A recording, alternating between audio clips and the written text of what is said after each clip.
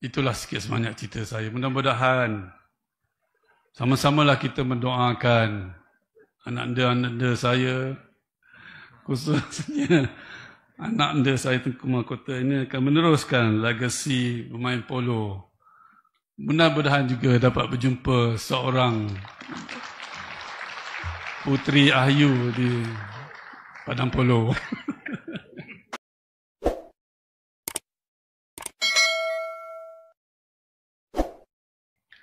Semoga semangat dan kesungguhan ini tidak hanya membara di permulaan, tetapi terus menyala hingga ke penghujung Ramadan. Tidak hanya sekadar hangat-hangat hangat-hangat ti ayam. Lihatlah bagaimana Allah SWT memuliakan Ramadan dengan pelbagai keistimewaan, sehinggakan Rasulullah SAW bersabda, apabila tiba malam pertama Ramadan, syaitan-syaitan dan jin yang jahat dibelenggu.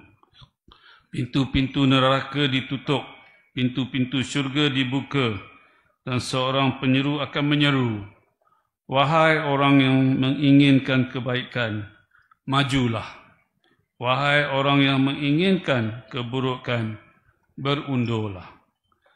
Ramadan yang kita raikan ini adalah madrasah hati, musim mengutip amal, bulan di mana rahmat Allah turun mencurah-curah, seluas samudra yang tiada bertepi. Inilah saat untuk kita merapatkan saf, mengukuhkan ukhuwah, memadam api sengketa, dan menyatukan jiwa di bawah panji Islam yang murni. Hadirin sekalian, dengan penuh kesyukuran yang mendalam dalam mendinginan Ramadan yang menyelimuti bumi ini, di bawah lembayung kasih sayang ilahi, di bumi bertuah ini tertegaknya rumah Allah yang penuh nilai dan sejarah.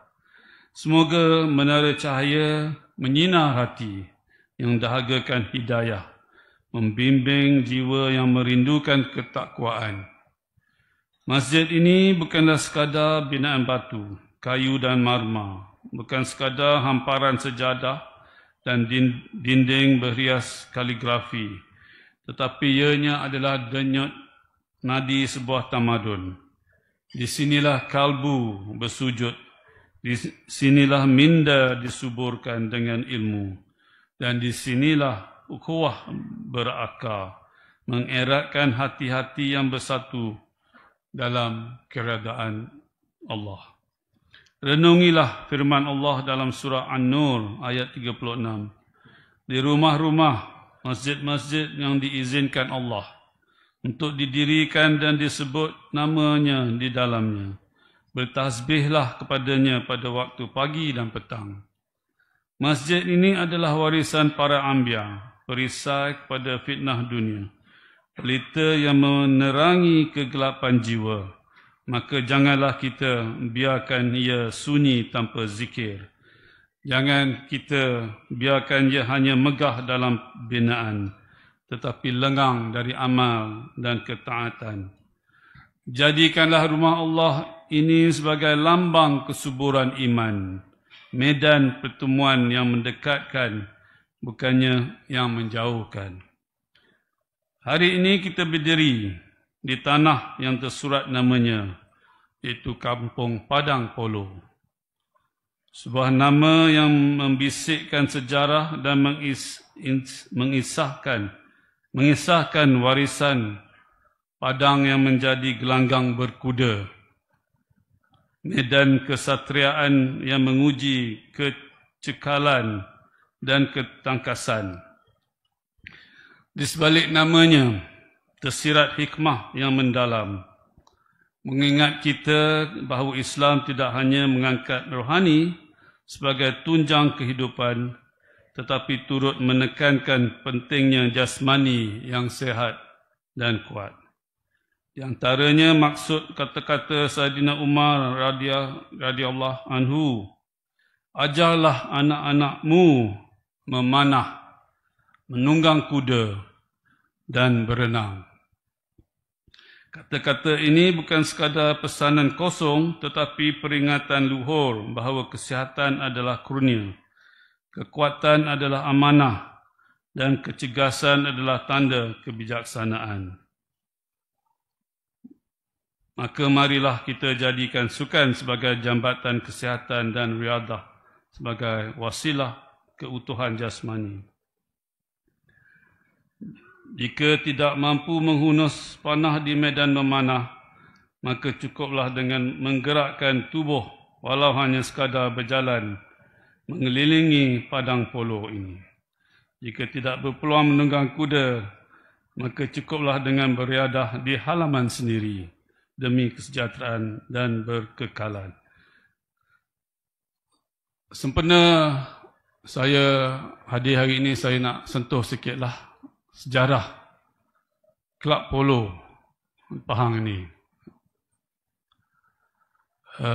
Mungkin ramai yang tak tahu macam mana bermulanya kelab polo Pahang ini, kelab polo Diraja Pahang ini. Satu hari ataupun satu tahun, dah dekat hampir 100 tahun dahulu, Almarhum Sultan Iskandar, Sultan Perak, telah menitahkan kepada Almarhum Sultan Abdullah Pahang, iaitu kalau nak anak saya kahwin dengan anak Sultan Abdullah, antara syaratnya ialah untuk mesti menunggang atau bermain polo. Itu cerita benar ni. Ini bukan cerita lok-lok. Cerita benar yang mana almarhum ninda saya, Sultan Abu Bakar, telah ambil cabaran itu. Tetapi ada cerita yang tak sampai itu, tak cerita yang nyatakan almarhum ni macam mana nak menunggang tapi kuda tak ada masa di Pahang itu. So almarhum Sultan Iskandar Perak ni telah menghantar kuda menaiki kapal. Angkat kuda lah, lalu angkat kuda ni melalui sungai Pahang, lalu rentas ke mana sekalipun, daripada Kuala Kangsar sampai ke sini, berbulan-bulan nak sampai sini. Bermulalah almarhum Sultan Bakar menaiki kuda. Apabila dah pandai kuda, barulah menyatakan hasrat untuk mengahwini almarhum ninda saya Tengku Ampuan Fatimah, sempena dengan nama Tengku Ampuan. So di situlah bermulanya sejarah 99 tahun hari ini lah. Di mana tahun depan akan jadi 100 tahun. Alhamdulillah, saya bangga kerana saya adalah generasi yang keempat yang meneruskan legasi bermain polo, menunggang atau bermain polo.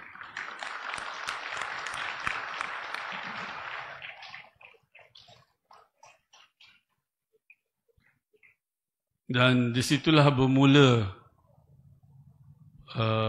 kelab polo Diraja Pahang tahun 1926. Iaitu padang pertama ialah dekat padang besar tu. Dekat menara dululah. Kat situ saja padang, tak besar sangat. Depan pejabat pos lama, tak silap saya. So di situlah mulanya padang polo. Kemudian berpindah sini. Masa perang Jepun, saya dimaklum, cerita oleh orang lama, di sini tempat Jepun menghantar bom semua. Nak meletupkan istana apa? Bukan, istana Sri Tentang. Istana Sri Tentang. Dekat, ada lagi tapak tu. Istana Bakar tak ada lagi. Tahun 40-an tu. Masa nak buat padang besar tu, dapat banyak bom-bom yang dululah. So itulah antara sikit sebanyak cerita. Kalau nak cerita panjang, saya kena buat skrip baru. Tetapi saya pun nak sambung juga lah. Daripada situ lahirlah ayahanda saya, almarhum Sultan Ahmad, yang meneruskan legasi bermain polo, ya, dan sudah berkembang polo, tapak polo di sini. Dan semasa saya balik daripada England, saya pun berkecimpung secara serius untuk bermain polo dan telah membina satu lagi padang di depan sekolah Arab ini dan telah mengada banyak series pertandingan. Masa saya bujang masa itu. Dalam tahun 70-an, Allah telah mentakdirkan saya bermain di Johor. Di situlah bermulanya isteri saya nampak saya bermain polo.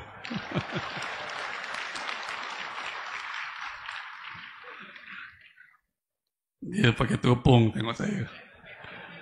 Tahun 1972. Baru tadi saya tanya.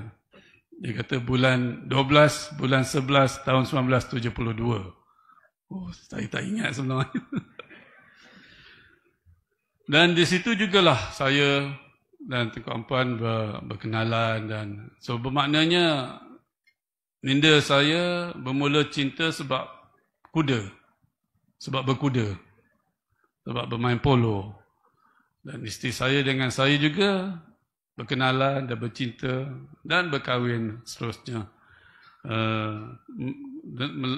dengan kenal di padang polo. Itulah sikit sebanyak cerita saya. Mudah-mudahan sama-samalah kita mendoakan anak-anak saya, khususnya anak-anak saya Tengku Mahkota ini akan meneruskan legasi bermain polo. Mudah-mudahan juga dapat berjumpa seorang puteri Ahyu di padang polo.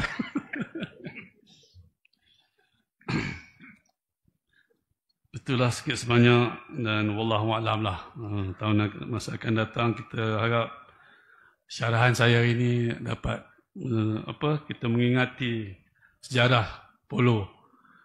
Saya mudah-mudahan akan adakan satu majlis doa apabila sampainya 1 tahun Julai 1926 nanti kita akan adakan sikit sebanyak sambutan secara sederhana untuk memperingati 100 tahun kelab polo di Raja Pahang. Saya harap orang Pekan rasa bangga dengan pencapaian ini. Di mana kita bangga dengan adanya sekolah Arab, kita bangga adanya masjid lama, Masjid Sultan Abdullah 1919 tak silap saya, ya, dan Istana Abu Bakar. Istana Kota Beram dulu, sekarang Museum Sultan Abu Bakar. Hadirin-hadiran sekalian, akhir kalam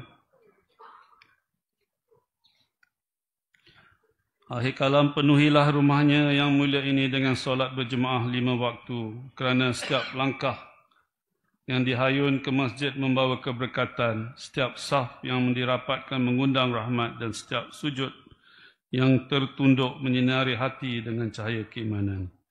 Jangan biarkan mihrab ini sunyi tanpa imam. Jangan biarkan ruangnya lengang tanpa jemaah. Jangan biarkan mimbar ini sepi tanpa ilmu.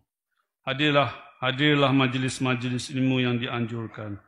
Kerana ilmu itu cahaya dan cahaya itu petunjuk menuju kejayaan dunia serta akhirat. Selain itu, perindahkanlah kampung kita ini. Bukan hanya dengan keindahan lanskap, tetapi dengan keluhuran akhlak. Sesungguhnya sebuah kampung yang makmur bukan hanya terletak kepada keindahan zahirnya, tetapi kepada kemuliaan penghuninya yang tekun beribadah, rajin menuntut ilmu, menjaga kebersihan serta hidup dalam harmoni dan ukhuwah yang erat, insya-Allah. Dan saranan saya itu bukan hanya tertakluk kepada kampung Padang Polo, malah setiap kampung di negeri Pahang ini. Dan kampung ini memanglah sudah dekat di hati saya, kerana inilah tempat saya dilahir. Tengku Besar, Tengku Kamil. Tengku Kamil, sepupu saya yang telah kehilangan bondanya usia muda dan telah diperbesarkan oleh almarhumah Ninda saya Tengku Ampuan Besar Fatimah dari usia yang muda. Dan saya sempatlah mendamping selain pada masa saya muda, tetapi setelah saya kembali daripada England, tengah hari, malam, sentiasa berada dengan minda saya. Dan sudah tentu banyak nasihat tunjuk ajar. Kadang-kala ada juga sindiran-sindiran dan juga kemurkaan minda. Kerana saya masa itu masih lagi muda dan segak.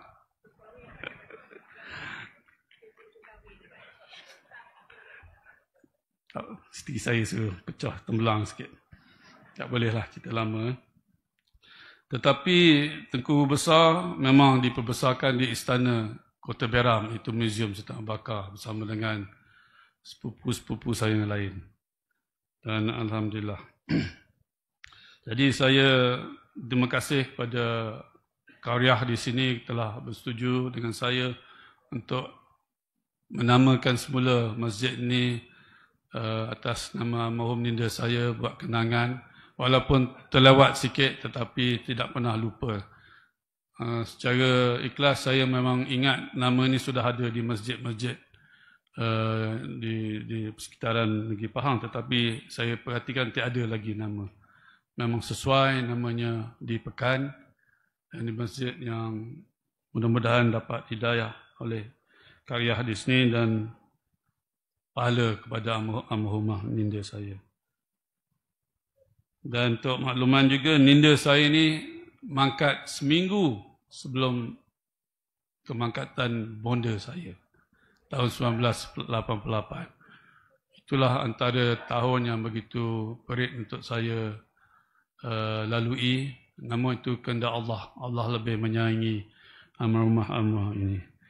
Namun sama-samalah kita sampaikan Al-Fatihah pada almarhumah yang saya nyatakan tadi.